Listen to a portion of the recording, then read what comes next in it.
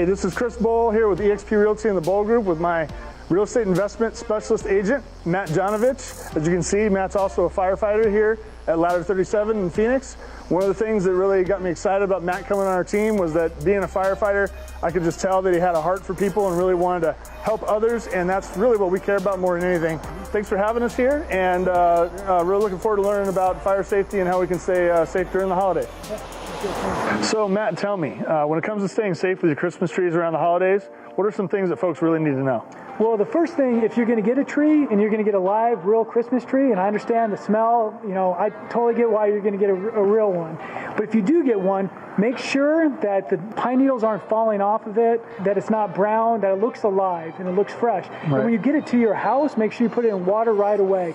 If that water ever goes down where it's empty and it's dry, that tree's going to start dying on you, which means the leaves are going to fall off and it'll start getting really brittle. So if a fire does occur, those fires can light up like that, and they'll burn so hot that pretty soon the whole living room will catch fire, and it just doesn't give us a lot of time to get there, and also for you to get your family out of the house. Okay. If you have a live Christmas tree that's properly watered and taken care of, normally what happens is smoke will start coming off, the smoke detectors will be going off, and you'll be able to get your family out of the house in time before anything really bad happens. So, and obviously, if a fire happens, call 911 immediately. Speaking of Christmas trees, what do we do about the lights? I mean, what are some safety tips we can get for, how to keep safe with the lights on the tree?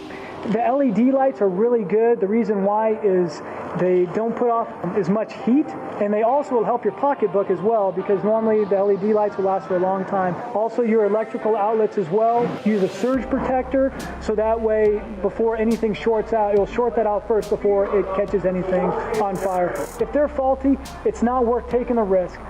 Well, our weather is so great in the winter, and so what if we're doing, fires in the backyard or fire pits or something along those lines? Like, how do we stay safe outside? That's one of my favorite things to do. Go outside, light a fire, have some food, have some jokes. But fire pit safety is very important. Make sure that if you do have a designated area for whatever your fire pit's going to be, make sure it's non-flammable materials, that it's made out of rocks, bricks, something like that.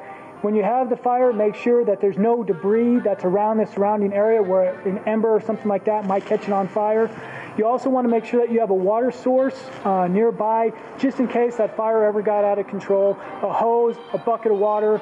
Another thing that you want to make sure with fire pits is the safety around it. Make sure that you never leave a fire pit unattended. An adult should always be out there. If kids or pets are nearby, make sure that they're keeping an eye on that there's appropriate distance from them. Also, when we're talking about fire pits as well, in the distance, they should be from any structures. You don't want to be doing fire pits underneath porches. You don't want to be doing fire pits underneath low-hanging limbs of trees. So make sure that it's in an open area that's not going to catch something else.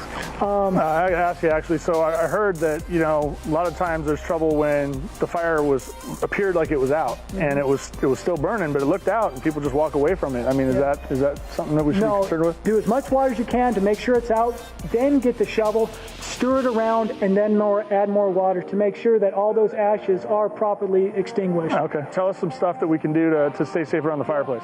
Whether it's gas, wood, if you're going to be using your fireplace, you want to make sure that it's clean and it's appropriately inspected to make sure that there's not going to be any buildup and kind of have a fire hazard. And if you do have a fire in your fireplace or your fire pit, you want to be making sure you're using wood, stuff that's actually meant to burn. You don't want to be adding in plastics or other type of synthetic materials. It's for a wood fire, use wood.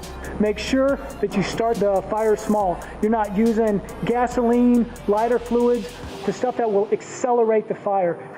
So it's going to be very important that you take these fire safety tips, so that way you can have kind of the best holiday. Yeah, I think outside of the fire damage, obviously what can happen to a property, the biggest thing is really the people. I mean, you want to make sure your family's safe. You want to make sure that we're just taking good care of our family and just everybody's having a joyous holiday instead of being in the hospital or worse and having to call you guys. One other thing, if you're going to be putting lights outside your house, make sure that you're using the appropriate ladder to adequately reach the appropriate area. Okay. If you're going to be at the very top step where there's no other rungs ahead of you, your ladder's too small. You need to get a bigger ladder. Another thing with Christmas lights is make sure that there's specific uses. There's indoor use and there's also outdoor use.